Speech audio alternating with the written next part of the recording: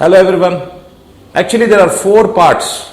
Part 1, Part 2, Part 3 and Part 4 in this series of videos we have made on how to face the US student visa interview. In case you want to watch the previous parts, kindly go to the description of this video and check the links.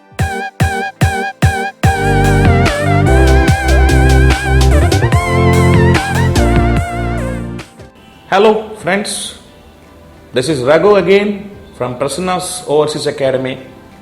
In the last part of the US student visa interview, I would like to focus on some questions that are connected to your gap. What is gap? In the very first video in this series, I told you that when you have a gap between the year you passed out from your college and the year you are going to join a US university, the time in between is called the gap. Okay, some of you may have just 1 year gap, others may have even 4 to 5 years of gap. And definitely the visa officer is going to ask you some questions about what have you been doing in this gap years. Here, especially if you claim some job experience, when you have 3 or 4 years of gap, you should tell that I have been working. What I mean to say is, if you have no gap between your BTech and MS, you won't get any questions. If you have just 6 months to 1 year gap, the visa officer may not trouble you by asking many questions. The visa officer may ask you simply, what have you been doing for the last 6 months, or what have been doing for the last 1 year, and you could always say that I have been learning a course, or I have been working as an intern, or I have been gaining some practical experience, etc. But be careful when you have more than 1.5 year or more than 2 years of gap. Definitely the visa officer will focus on this part, and you should tell the visa officer that you have been working. And here you can expect some questions about your nature of job, the company where you have been working, your salary, and especially when you are in a job, why MS at this point of time? This is a frequently asked question. Why MS now? Here, how will you answer it?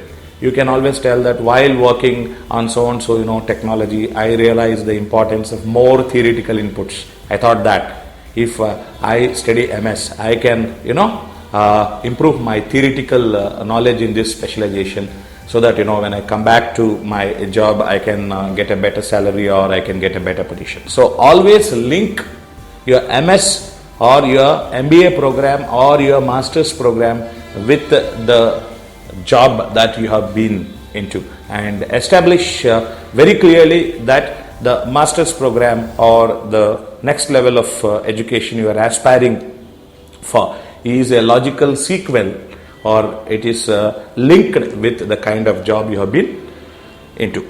This is a very important part of the visa interview.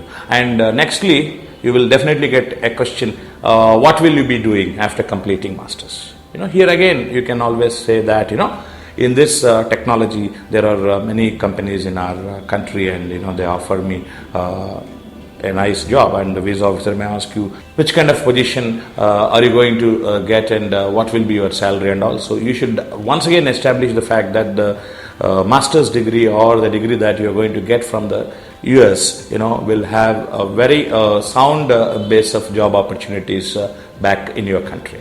Okay, I hope these videos have been extremely useful to you, and this is Raghu. Once again, thank you so much from Prasanna's Overseas Academy.